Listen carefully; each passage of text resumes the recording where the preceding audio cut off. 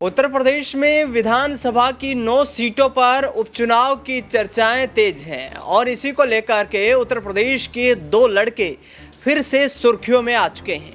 आज इस खास कार्यक्रम की शुरुआत में एक मशहूर शेर के साथ करना चाहूँगा। अक्सर कहा जाता है कि जिस तरीके से राजनीति का समंदर जो है ये इतना बड़ा है कि इसमें हर कोई समा जाता है। आपको बता दें कि शेर में कहा गया है कि सिकंदर हालात के सामने नहीं झुकता, तारा टूट भी जाए लेकिन जमीन पर नहीं गिरता। गिरते हैं हजारों दरिया किसी समंदर में, लेकिन कभी कोई समंदर किसी दरिया में नहीं गिरता। यानी कि साफ तौर पर कांग्रेस पार्टी के द्वारा जो ऐलान किया गया कि कांग्रेस पार्टी देश भर की राजनीति में एक बार फिर से मजबूती पकड़ते हुए नजर आ रही है। आखिरकार वो कांग्रेस पार्टी उत्तर प्रदेश में विधानसभा उपचुनाव में फिसड्डी कैसे साबित हो रही है? क्यों एक भी सीट पर समाजवादी पार्टी के साथ सीट शेयरिंग का फॉर्मूला तय नहीं किया गया? क्यों कांग्रेस पार्टी 6 लोकसभा की सीटें जीतने के बावजूद भी उत्तर प्रदेश की राजनीति में अपने आप को कमजोर देखती हुई नजर आ रही है? और अखिलेश यादव के साथ यहां पर राहुल गांधी ने जब हाथ मिलाया तो उससे साफ संकेत ये था कि जिस तरीके से उत्तर प्रदेश में कांग्रेस पार्टी समाजवादी पार्टी को समर्थन देने का ऐलान कर चुकी है, कहीं ना कहीं उनको आगामी वक्त में राजनीतिक नुकसान भी होता हुआ नजर आ सकता है। उत्तर प्रदेश में 9 विधानसभा सीटों पर उपचुनाव है। समाजवादी पार्टी ने सभी सीटों पर अपने प्रत्याशियों का ऐलान कर दिया है।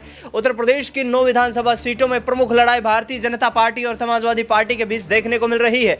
अखिलेश यादव लगातार योगी आदित्यनाथ की कार्यशैली पर सवाल खड़े कर रहे हैं और उपचुनाव को 2027 में होने वाले विधानसभा चुनाव के सेमीफाइनल के रूप में देखते हुए नजर आ रहे हैं। ऐसे में न्यूज रूम में चर्चा करेंगे तमाम सहयोगियों से कि आखिरकार उत्तर प्रदेश की राजनीतिक रूपरेखा आगामी वक्त में किस तरीके से तैयार होती हुई नजर आएगी। मेरे साथ नाजमीन मौजूद हैं। नाजमीन, किस तरीके से यहाँ पर कांग्रेस पार्टी को आप देखती हैं, क्योंकि यहाँ 6 सीटें लोकसभा चुनाव के दौरान इंडिया अलायंस में होते हुए जीती थी कांग्रेस ने, लेकिन विधानसभा उपचुनाव में एक भी सीट पर प्रत्याशी का ऐलान ना करना या यूं कहें कि समाजवादी पार्टी के साथ यहाँ पर सहमति ना बन पाना, किस तरीके के राजनीतिक संकेत हैं? देखिए, ये एक बड़ा फैसला उत्तर प्रदेश में जो समाजवादी पार्टी और कांग्रेस पार्टी के तहत लिया गया है, इसमें समाजवादी पार्टी की एक होशियारी देखी जा रही है, लेकिन कांग्रेस पार्टी की एक तरीके से देखी जाए लापरवाही भी नज़र आती है, या ये कह सकते हैं कि कांग्रेस पार्टी ने अपने ही पैर पर कुल्हाड़ी मारी है। जिस उत्तर प्रदेश में कांग्रेस पार्टी लोकसभा चुनाव में अपने अस्तित्व को तलाशने के लिए जुटी हुई थी, लगातार लड़ाइयाँ देखने को मिल रही थी, सीटों को लेकर जद्दोजहद थी, वहीं जब सीटें लेने की बारी आई तो कांग्रेस पार्टी अपना पैर खींचती हुई नजर आई। आपने हरियाणा में भी देखा होगा, जब विधानसभा का चुनाव था तो कांग्रेस पार्टी और समाजवादी पार्टी इस आधार पर देखा जा रहा था कि गठबंधन के साथ चुनाव लड़ सकती हैं, लेकिन उस वक्त अखिलेश यादव ने अपने पैर पीछे खींचे थे। इसकी सबसे बड़ी वजह यही हो सकती है कि कांग्रेस पार्टी चाहती थी कि उन्हें यकीन था कि हरियाणा में उनकी सरकार बन जाएगी, उनकी जीत हो जाएगी, इसलिए किसी भी पार्टी का साथ नहीं चाहते थे। और उसी पर अखिलेश यादव ने ये कहा था कि सीट नहीं जीत ज़रूरी है, और यही बात फिर से अखिलेश यादव कह रहे हैं उत्तर प्रदेश में कि सीट नहीं जीत ज़रूरी है। आप देखिए कि कांग्रेस पार्टी को लेकर सपा ने ये तो ऐलान कर दिया है कि वो अपनी पार्टी को हमारे सिंबल से चुनावी मैदान में उतार सकते हैं अगर किसी भी उम्मीदवार को उतारा जाता है, और ऐसा हुआ भी है। कई विधानसभा सीटों पर कांग्रेस पार्टी के जो उम्मीदवार हैं सपा के सिंबल से चुनावी मैदान में उतरे हैं, लेकिन इसका खामियाजा कांग्रेस पार्टी को ही भुगतना पड़ेगा, क्योंकि वो सपा के सिंबल से चुनाव लड़ेंगे। जब जीतेंगे तो सपा के विधायक कहे जाएंगे, ना कि कांग्रेस पार्टी के। आप देखिए, दूसरी तरफ भारतीय जनता पार्टी के सहयोगी दलों की बात करें, भारतीय जनता पार्टी ने उन्हें भी कहीं ना कहीं झटका दिया है, उन्हें भी कहीं ना कहीं दरकिनार किया है,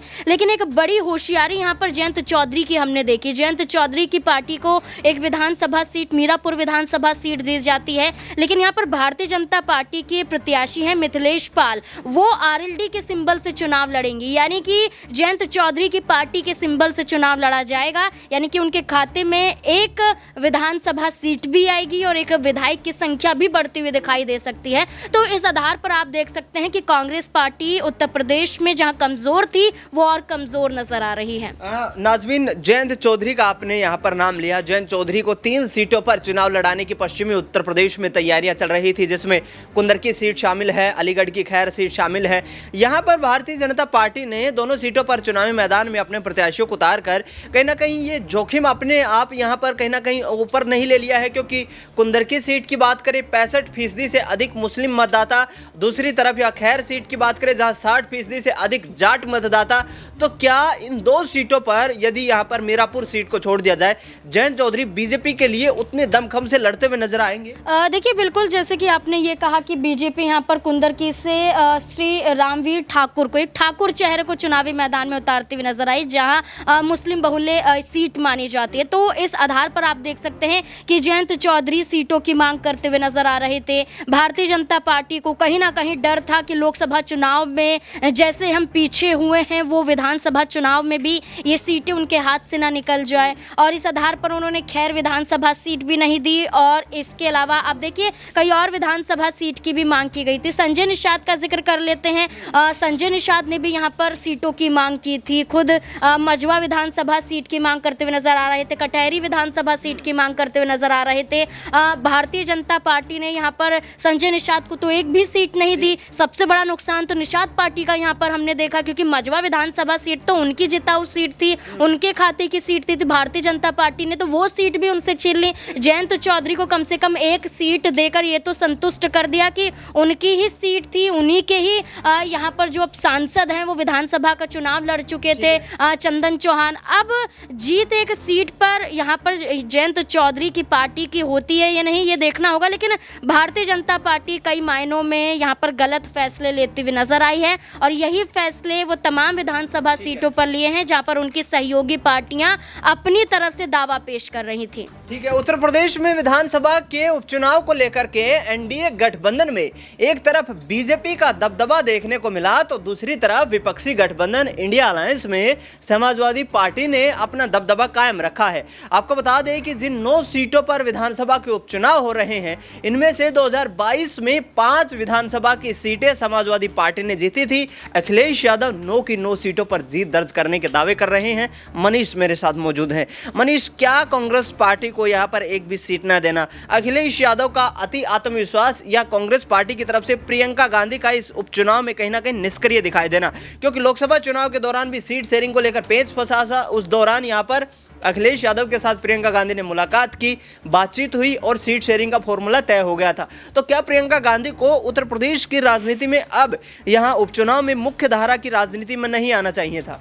जी बिल्कुल, देखिए जिस तरह से आपने यहाँ पर इंडिया अलायंस की बात करी, तो अब ऐसे में आपने देखा कि किस तरह से अखिलेश यादव की पार्टी लोकसभा चुनाव के दौरान 37 सीटों पर जीत दर्ज करती हुई नजर आई, और वहीं कांग्रेस ने 6 सीटों पर जीत दर्ज की। तो अब देखा जा रहा है जिस तरह से 9 सीटों पर उपचुनाव की बात चलती हुई नजर आ रही है, तो पहले यहाँ पर समाजवादी पार्टी ने 7 सीटें अपने पास रख ली थी, उसके बाद कांग्रेस को 2 सीटें यहाँ पर देती हुई नजर आई थी। लेकिन कांग्रेस आलाकमान के दबाव डालने के बाद जिस तरह से समाजवादी पार्टी अब यहाँ पर एक सीट उनके खाते में और डालती हुई नजर आ रही, तो स्थिति साफ है कि कहीं ना कहीं समाजवादी पार्टी का दबदबा अभी भी उत्तर प्रदेश की राजनीति में कायम है। लेकिन राहुल गांधी पूरी तरह से मनाने का प्रयास करते हुए नजर आए। तो अब देखा जाए तो उत्तर प्रदेश की राजनीति में अखिलेश यादव और समाजवादी का जो बढ़ता हुआ कद है, उसके आगे कहीं ना कहीं राहुल गांधी की राजनीति और राहुल गांधी का कद जो है वो फीका पड़ता हुआ नजर आया, जिसके कारण यहाँ पर उनको दबाव बनाकर यहाँ पर सीट अपनी हासिल करनी पड़ी। और देखा जाए तो अब इंडिया गठबंधन के माध्यम से जो समाजवादी पार्टी और राहुल गांधी जो चुनावी मैदान में उतरते हुए नजर आ रहे हैं, तो क्या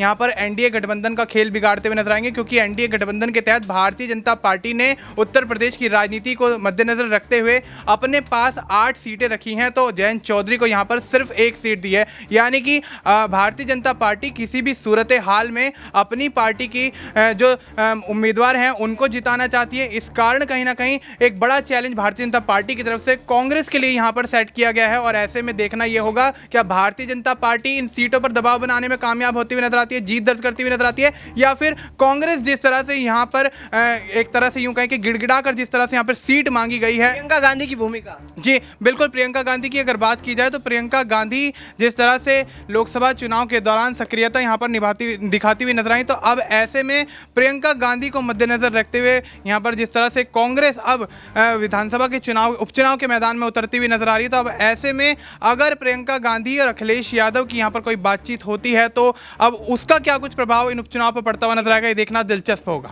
बिल्कुल, यहाँ पर कहीं ना कहीं प्रियंका गांधी की इस उपचुनाव में निष्क्रियता जो है कांग्रेस पार्टी के लिए महंगी पड़ सकती है, क्योंकि प्रियंका गांधी खुद उपचुनाव लड़ रही है केरल की वायनाड लोकसभा सीट से, और ऐसे में यहाँ पर राहुल गांधी और अखिलेश यादव ने जिस तरीके से जो संकल्प लिया है कि भारतीय जनता पार्टी को उपचुनाव में पटखनी देनी है, लिहाजा आने वाले वक्त में पता चल पाएगा क्या समाजवादी पार्टी अपनी उन 5 सीटों को बचाने में कामयाब हो पाएगी, या फिर भारतीय जनता पार्टी प्रधानमंत्री नरेंद्र मोदी के प्रभावशाली चेहरे और योगी आदित्यनाथ की उन तमाम रणनीतियों के चलते उत्तर प्रदेश की राजनीति में एक बार फिर से परचम लहराती हुई नजर आएगी। फिलहाल इस पूरे खास चर्चा पर आपकी क्या कुछ राय प्रतिक्रिया है, कमेंट बॉक्स में जरूर बताएं। देश दुनिया की तमाम बड़ी खबरों के लिए आप देखते रहिए SPN 9 न्यूज़।